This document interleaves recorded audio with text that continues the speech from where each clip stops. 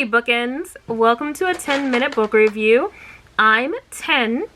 Today's book review is going to be on the Gilded Ones by, I want to make sure I'm saying her name right, Namina Forna. So we received this book as an art copy, or I should say a early release. It comes out in, I believe, February of 2021, I want to say. Yes, February 9th of 2021. Just to let you guys know, the reason why 10 does not look like my normal wonderful self is because I am going through a bout of chronic fatigue right now. So I feel tired, sick, and my head hurts. But do you think I'd make 2 do this video? No, because she hates being in front of the camera and doesn't like when I take pictures of her. So let's just jump right on in. Did I knock something over? Don't know, can't tell. Okay. Plus, this is the Book Review Blitz. So, yeah, we're getting those videos done. And my cat is eating my lights. Amber, no!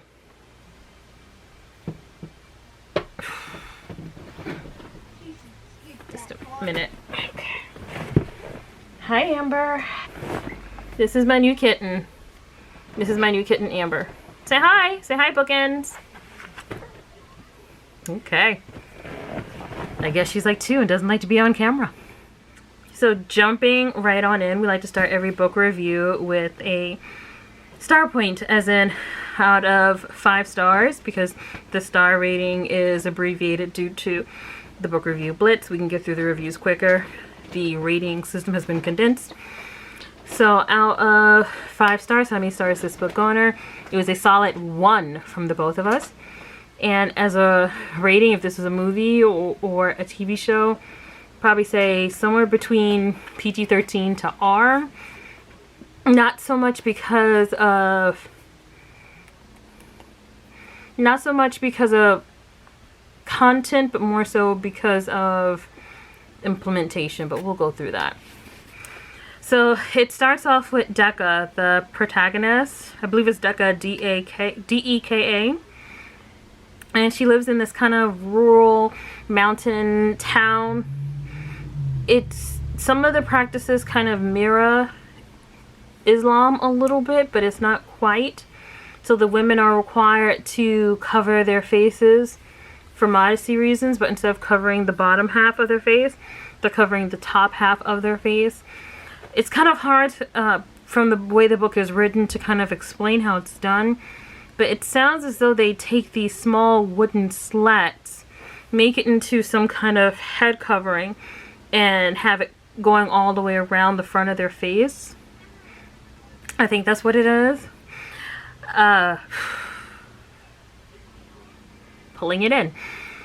Okay, so yes. The main character, we start with her and one of her friends on kind of like a day where it's kind of weird. Okay, so everybody just has kids, right? Everybody pop them out, pop the kids out. Everybody just has kids. Daughters, girl daughters, yeah. They are either red blood, which is good, or golden blood, which is bad, which is considered very bad.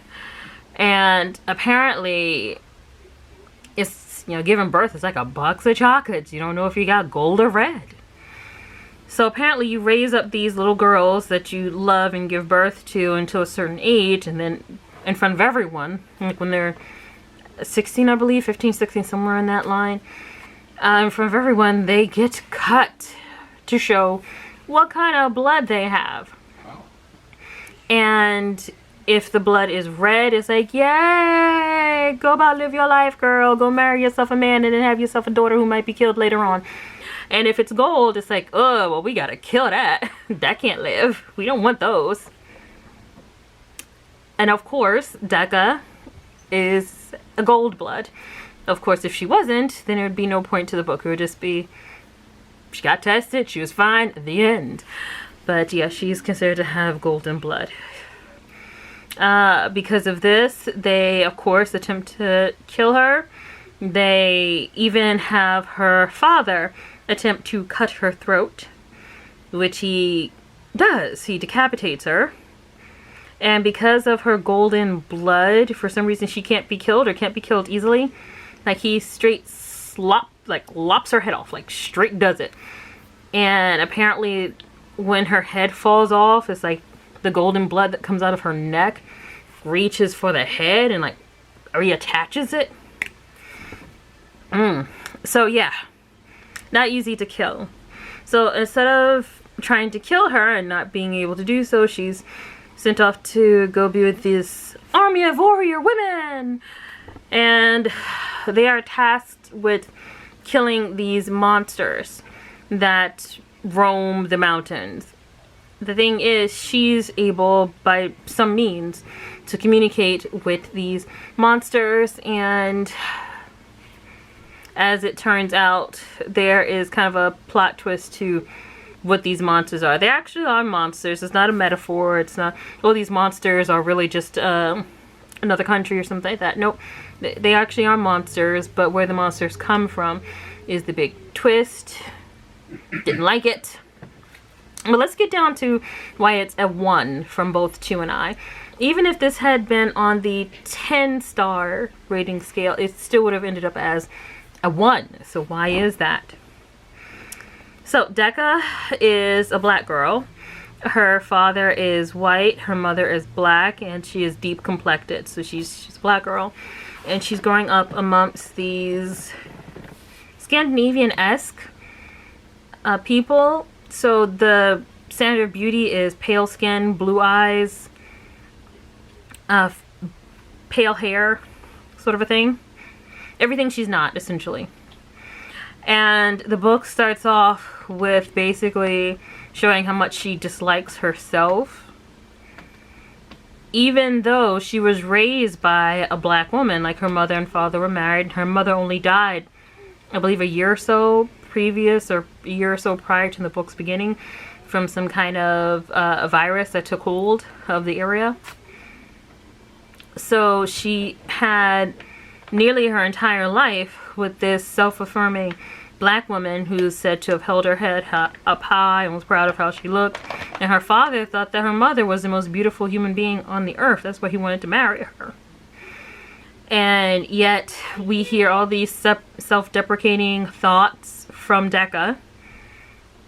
You know, how everyone else is so pretty, and how this girl is so pretty, and that girl is so pretty, and this boy, who she likes a lot, he meets the beauty standards of that area. White skin, blue eyes, lighter hair.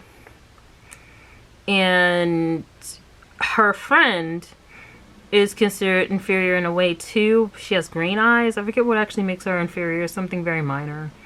Might have had a mole or something, I don't know. But basically, I'm very tired of stories that make it out like black children raised in areas where it's predominantly not us will automatically start to engage in self-hate. You can hate yourself for raised around a bunch of people who look like you. You can hate yourself raised around just yourself. It's annoying. This girl is powerful. This girl is beautiful. She was raised by a woman who looked like her and was beautiful. Raised by a father who found people that look that way to be desirable.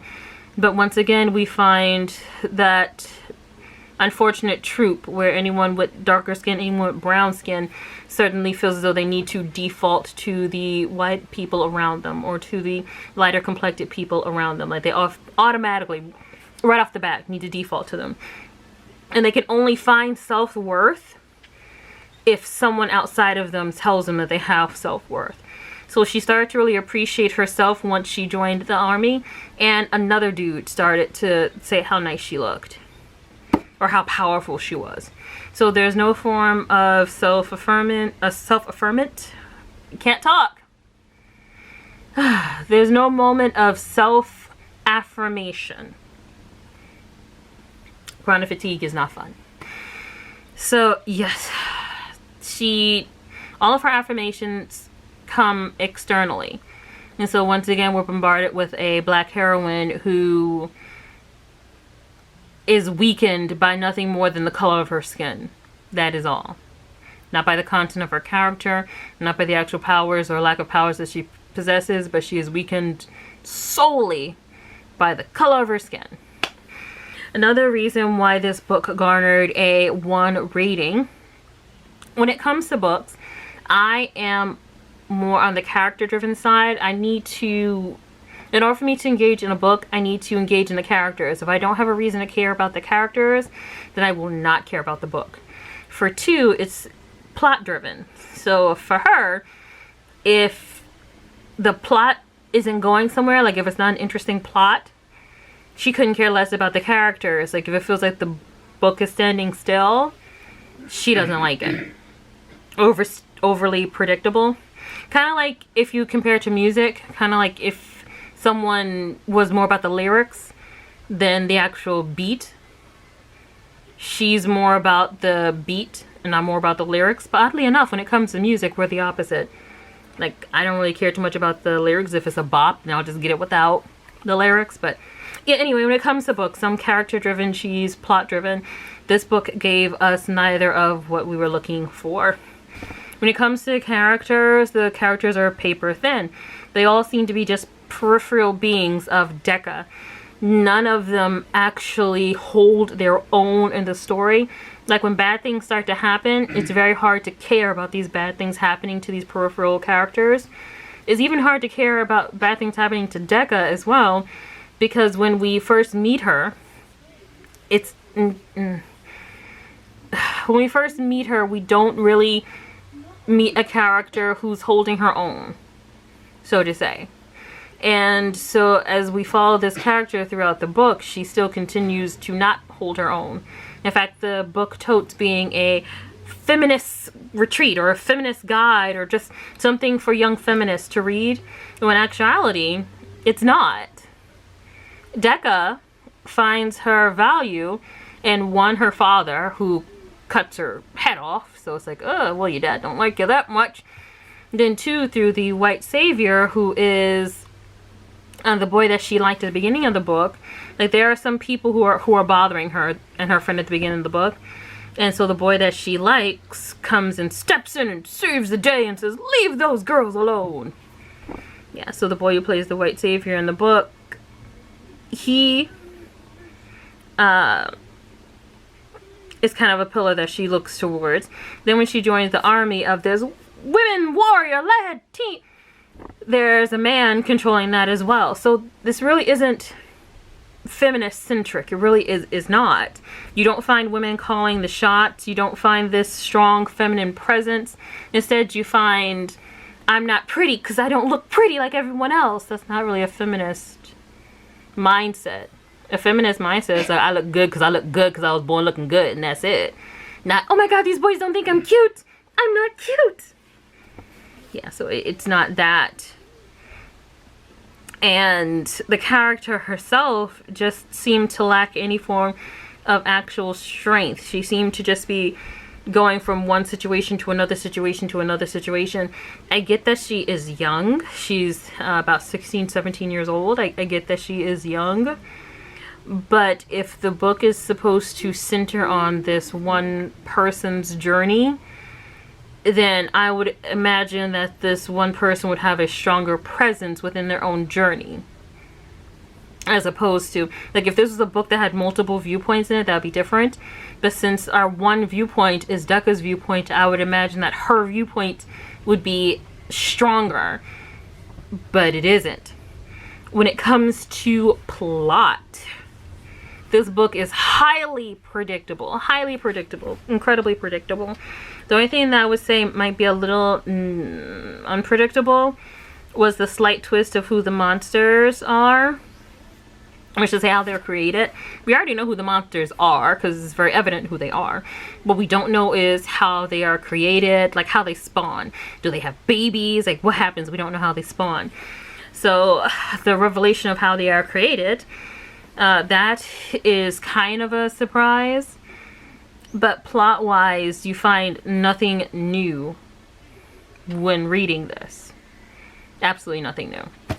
And the reason why it would be a PG to an R rating if this was a movie or a TV show is not because of the descriptions in the book, but because of how this would play out if it was on the screen. So legit, her head gets lopped off by her dad. So that's a pretty heavy thing to see. I don't know, that probably wouldn't be in a PG-13 movie. A kid getting their head cut off by their dad. Even if the, you know, blood grows out the neck and grabs the head back, that isn't something that would probably be in a PG-13 movie. Also, there are a lot of battle scenes, which aren't so bad when you read them in the book, but could be a lot more graphic if seen in actuality. So it's kind of odd because the book itself is a YA book, but watching it, it wouldn't be young adult. It's almost like with the Hunger Games, how the Hunger Games could have went completely left, because that series, although I don't think is written in an extremely graphic way, some very horrible things happened. But if the people who are behind the actual movies had gone precisely how it was in the book, it would have been a much more bloodier experience, instead of the camera kind of cutting off and you just hear things, or cutting off like you see a little bit and it cuts off. Like, those cutaways really saved it a lot. But with this book, the plot was predictable. The protagonist, the main character, was unlikable. She was weak. She was not a feminist. She was... Basically, this is the story of a leaf in the wind. This is a leaf. Like, you see a leaf just going in the wind. You wouldn't call a leaf that's being blown in the wind strong. This is a leaf blowing in the wind. The story of a leaf blowing in the wind by the name of Decca. So this book is not recommended. It was not a good book. Not a good book. But yes, not a good book. Don't recommend it. And I really wanted to like it. Two thought the story sounded really good, and I thought that the character would be really good. Like, you look at the cover and you see this strong, beautiful, African-American-esque looking woman or girl, and it's like, yes, I love it. And then you read it, and the first chapter is like, oh, I hate my skin. I hate my skin. I'm not like everybody else. Okay, that's not what I was looking for. That was not the wave. That's not what I was looking for. I look at the cover and I see this strong, beautiful black woman, and I open the book and it's this woman who hates herself and doesn't find any value in herself until other people find it in her. Yes, don't recommend it. Thank you so much for watching, guys, and if you like what you see, please like and subscribe. Bye, Bookends.